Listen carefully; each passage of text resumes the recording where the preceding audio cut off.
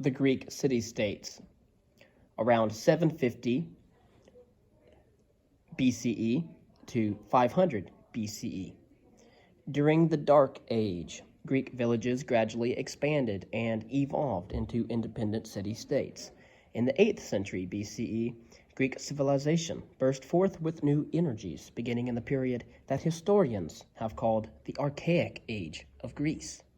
Two major developments stand out in this era: the evolution of the city-state, or what the Greeks called a polis, or polis, in the plural, as the central institution in Greek life, and the Greeks' colonization of the Mediterranean and Black Seas. The polis.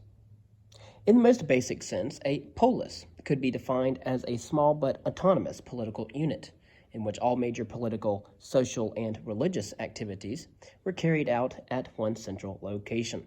The polis consisted of a city, town, or village and its surrounding countryside. The city, town, or village was the focus, a central point where the citizens of the polis could assemble for political, social, and religious activities, which were all seen as one. In some polis, the central meeting point was a hill like the Acropolis in Athens, which could serve as a place of refuge during an attack, and later at some sites came to be a religious center on which temples and public monuments were erected.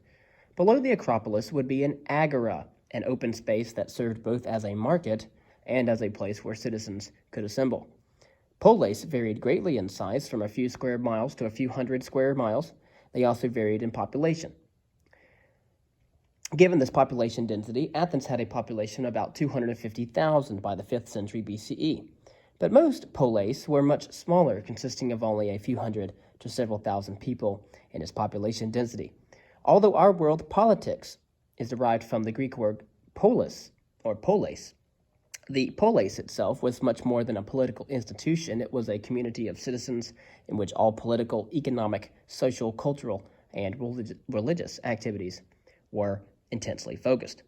As a community, the polis consisted of citizens with political rights, which were adult males, citizens with no political rights, which were women and children, and non-citizens, which were slaves and resident aliens.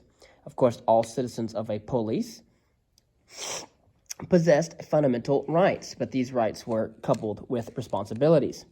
The Greek philosopher Aristotle argued that the citizen did not just belong to himself.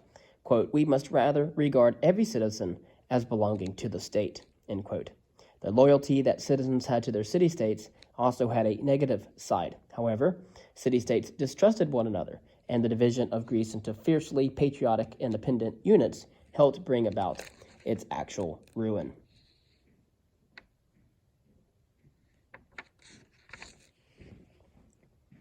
And so we have polis and polis. A new military system, the Greek way of war. The development of the polis paralleled by the emergence of a new military system. Greek fighting had previously been dominated by aristocratic cavalrymen who reveled in the individual duels with enemy soldiers. But by the end of the 8th century BCE, a new military order came into being that was based on hoplites, heavily armed infantrymen who wore bronze or leather helmets, breastplates, and greaves, or shin guards. Each carried a round shield, a short sword, and a thrusting spear, about 9 feet long. Hoplites advanced into battle as a unit, forming what is called a phalanx, or a rectangular formation, in an extremely tight order, usually 8 ranks deep. As long as the hoplites kept their order, were not outflanked, and did not break, they either secured victory or, at the very least, suffered no harm. The phalanx was easily routed, however, if it broke its order, and thus the safety of the phalanx depended above all on the solidarity and discipline of its members. As one 7th century BCE poet noted, a good hoplite was a short man firmly placed upon his legs, with a courageous heart, not to be uprooted from the spot where he plants his legs. The hoplite force had a political as well as a military repercussion. The aristocratic cavalry was now outdated, since each hoplite provided his own armor. Men of the property, both aristocrats and small farmers, made up the new phalanx. Those who could become hoplites and fight for the state could also challenge aristocratic control. In the world of the Greek city-states, war became an integral part of the Greek way of life. The Greek philosopher Plato described war as, quote, always existing by nature between every Greek city-state, end quote. The Greeks created a tradition of warfare that became a prominent element of Western civilization. The Greek way of war exhibited a number of notable features. The Greeks possessed excellent weapons and body armor, making effective use of technological improvements. Greek armies included a wide number of citizen soldiers who gladly accepted the need for training and discipline, giving them an edge over other opponents, often far larger armies of mercenaries. Moreover, the Greeks displayed a willingness to engage the enemy head-on, thus deciding a battle quickly and with as few casualties as possible. And finally, the Greeks demonstrated the effectiveness of heavy infantry in determining the outcome of a battle. All these features of Greek warfare remained part of Western warfare for many centuries. Colonization and the growth of trade. Between 750 and 550 BCE, a period of about 200 years, large numbers of Greeks left their homeland to settle in distant lands. The growing gulf between rich and poor, overpopulation, and the development of trade were all factors that spurred the establishment of colonies. Invariably, each colony saw itself as an independent polis, whose links to the mother polis, or the metropolis, were not political but were based on sharing common social, economic, and especially religious practices. In the western Mediterranean, new Greek settlements were established along the coastline of southern Italy, southern France, and eastern Spain, northern Africa, west of Egypt. To the north, the Greeks set up colonies in Thrace, where they sought good agricultural lands to grow grains. Greeks also settled along the shores of the Black Sea and secured the approaches to it with cities on the Hellespont and the Bosphorus, most notably the city of Byzantium, site of the latter Constantinople and the modern Istanbul. In establishing these settlements, the Greeks spread their culture throughout the Mediterranean basin. Moreover, colonization helped the Greeks foster a great sense of Greek identity. Before the 8th century, Greek communities were mostly isolated from one another, and many neighboring states were on unfriendly terms. Once Greeks from different communities went abroad and found peoples with unfamiliar languages and customs, they became more aware of their own linguistic and cultural similarities. Colonization also led to increased trade and industry. The Greeks on the mainland sent their pottery, wine, and olive oil to the colonized areas, and in return they received grains and metals from the west, and fish, timber, wheat, metals, and slaves from the Black Sea region. In many polis, the expansion of trade and industry created a new group of rich men who desired political privileges commensurate with their wealth, but found such privileges impossible to gain because of the power of the ruling aristocrats. Tyranny in the Greek polis. The aspirations of the new industrial and commercial groups laid the groundwork for the rise of tyrants in the 7th and 6th centuries BCE, respectively. They were not necessarily oppressive or wicked, as is the modern English word tyrant and what it connotes. Greek tyrants were rulers who came to power in an unconstitutional way. A tyrant was not subject to the law. Many tyrants were actually aristocrats who opposed the control of the ruling aristocratic faction in their cities. The support for the tyrants, however, came from the new rich who made their money in trade and industry, as well as from poor peasants who were becoming increasingly indebted to landholding aristocrats. Both groups were opposed to the domination of political power by aristocratic oligarchies. And again, just to recap, oligarchy means rule by the few. Once in power, the tyrants built new marketplaces, temples, and walls that only glorified the city, but also enhanced their own popularity. Tyrants also favored the interests of merchants and traders. And despite these achievements, however, tyranny was largely extinguished by the end of the 6th century BCE. Greeks believed in the rule of law, and tyranny made a mockery of that ideal. Although tyranny did not last, it played a significant role in the evolution of Greek history by ending the rule of narrow aristocratic oligarchies. Once the tyrants were eliminated, the door was open to the participation of new and more people in governing the affairs of the community. And although this trend culminated in the development of democracy in some communities, in other states, expanded oligarchies of one kind or another managed to remain in power. Again, the most basic form of government in Greek society was an aristocracy. Many preferred oligarchies. Greek states exhibited a considerable variety in their governmental structures, and this can perhaps best be seen by examining the two most famous and the most powerful Greek city-states that of Sparta and Athens. Concerning Sparta, it is located in the southeastern Peloponnesus, and like other Greek states, Sparta faced the need for more land. Instead of sending its people out to found new colonies, the Spartans conquered the neighboring Laconians, and later, beginning around 730 BCE, undertook the conquest of neighboring Messenia, despite its larger size and its population.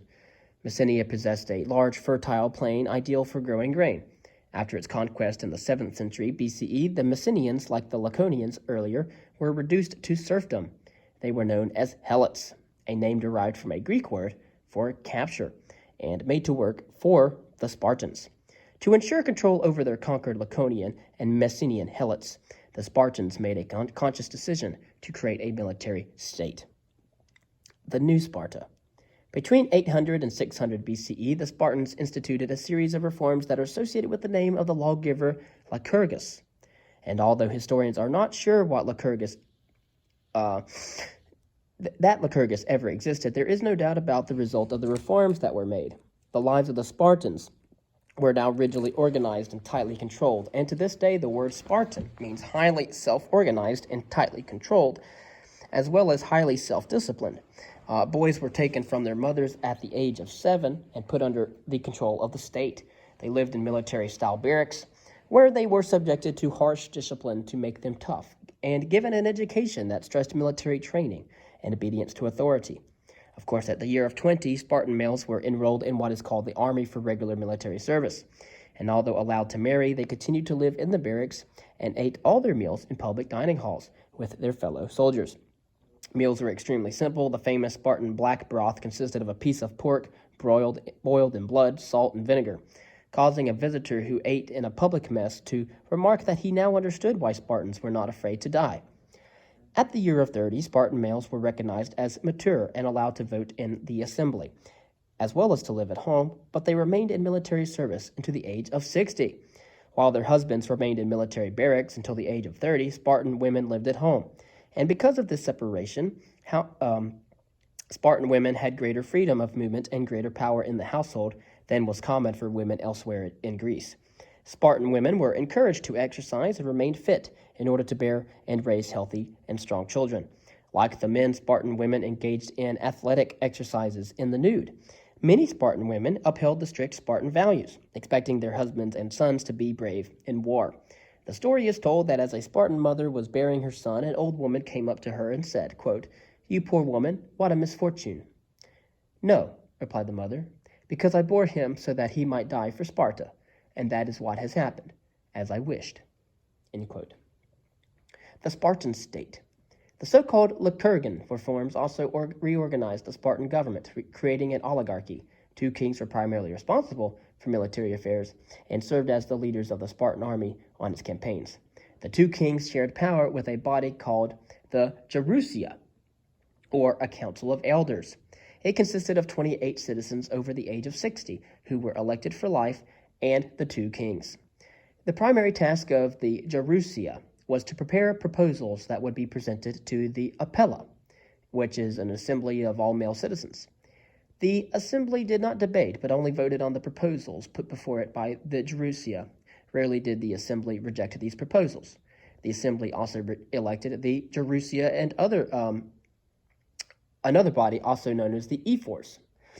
A group of 5 men, the ephors was, who were responsible for supervising the education of youth and the conduct of all citizens. In order to make their new military state secure, the Spartans deliberately turned their backs on the outside world, nor were Spartans, except for military reasons, allowed to travel abroad, where they might pick up new ideas dangerous to the stability of an isolationist state. And likewise, Spartan citizens were discouraged from studying philosophy, literature, or the arts, subjects that might encourage new thoughts, of course. The art of war was the Spartan ideal, and all other arts were frowned upon, including that of philosophy. In the 6th century, Sparta used its military might and the fear that it inspired to gain greater control of the Peloponnesus by organizing an alliance of almost all the Peloponnesian states. Sparta's strength enabled it to dominate the Peloponnesian League and determine its policies. And by the year 500 BCE, the Spartans had organized a powerful military state that maintained order and stability in the Peloponnesus. Raised from early childhood to believe that total loyalty to the Spartan state was the basic reason for their existence, the Spartans viewed their strength as justification for their militaristic ideals and regimented society. Athens. By 700 BCE, Athens had established a unified polis on the peninsula of Attica. Although early Athens had been ruled by a monarchy, by the 7th century BCE it had fallen under the control of its aristocrats. They possessed the best land and controlled political and religious life by means of a council of nobles assisted by a board of 9 officials called archons. Although there was an assembly of full citizens, it possessed few powers. Near the end of the 7th century BCE, Athens faced political turmoil because of serious economic problems. Increasing numbers of Athenian farmers found themselves sold into slavery, and when they were unable to repay loans they had obtained from their aristocratic neighbors, pledging themselves to a collateral. Repeatedly, there were cries to cancel the debts and give land to the poor. Then enter the reforms of Solon. The ruling Athenian aristocrats responded to this crisis by choosing Solon, a reform-minded aristocrat, as sole archon in 594 BCE and giving him full power to make changes. Solon canceled all land debts, outlawed new loans based on human as collateral, and freed people who had fallen into slavery for their debts. He refused, however, to carry out land redistribution, and hence failed to deal with the basic cause of the economic crisis. This failure, however, was overshadowed by the commercial and industrial prosperity that Athens began to experience in the following decades. Like his economic reforms, Solon's political measures were also a compromise. Though no means of eliminating the power of the aristocracy, they opened the door to the participation of new people, especially the non-aristocratic wealthy, in the government. But Solon's reforms, although popular, did not solve Athens' problems. Aristocratic factions continued to vie for power, and the poorer peasants resented Solon's failure to institute land redistribution. Internal strife finally led to the very institution that Solon had hoped to avoid: tyranny. Pisistratus, an aristocrat, seized power in 560 BCE. Pursuing a foreign policy that aided Athenian trade, Pisistratus had remained popular with the mercantile and industrial classes, but the Athenians rebelled against his son and ended the tyranny in 510 BCE. Although the aristocrats attempted to reestablish an aristocratic oligarchy, Cleisthenes, another aristocratic reformer, opposed this plan, and with the backing of the Athenian people, gained the upper hand in the year 508 BCE. Then enter the reforms of Cleisthenes, created the Council of 500, chosen by lot by the 10 tribes in which all citizens had been enrolled. The council was responsible for the administration of both foreign and financial affairs and prepared the business that would be handled by the assembly. This assembly of all male citizens had final authority in the passing of laws after free and open debate, and thus Cleisthenes' reforms had reinforced the central role of the assembly of citizens in the Athenian political system. The reforms of Cleisthenes created the foundations for Athenian democracy. More changes would come in the 5th century, when the Athenians themselves would begin to use the word democracy, or demos, to describe their system, from the Greek word demos, people, and kratia, power, people power.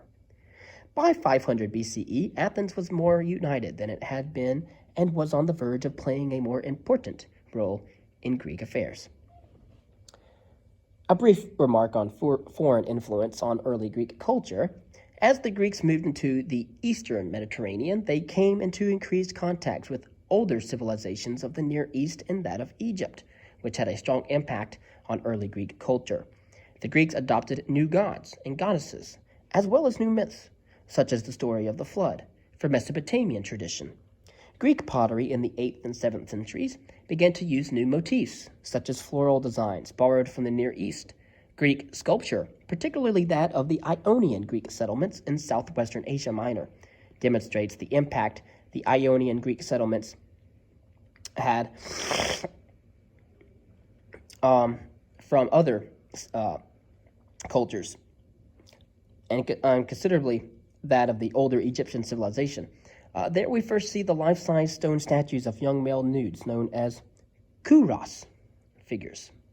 Again, life-size statues of the young males in their nude is known as kouros. The kouros bears a strong resemblance to Egyptian statues of the New Kingdom. The figures are not realistic but stiff, the face bearing the hint of a smile.